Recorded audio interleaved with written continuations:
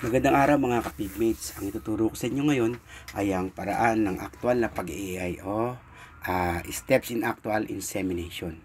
Step number 1, kailangan dapat mas maganda meron tayong bore na nandiyo sa harapan ng ating inahin para mas madali siyang stimulate.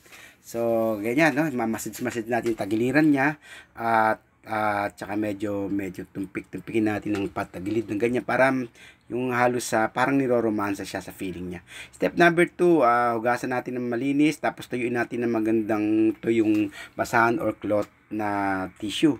And then butasan natin yung catheter magkabilang dulo bago natin ipasok dun sa vulva. Pagpapasok ng catheter sa loob ng vulva, dapat 45 degrees, no? Hindi po siya horizontal kasi baka maaring tamaan yung bladder niya o yung palaihian. Kaya dapat ang pagpasok natin ay 45 degrees. Ngayon, pag nasa dulo na, makikita nyo nakalak na yan. Mararamdaman nyo pag pinitik nyo ng kaunti at hinilan nyo, nakalak na yan kasi parang may thread yan sa dulo. And then, paglalagay nyo na nga yung ating semen bottle, yung laman niya, yung semen.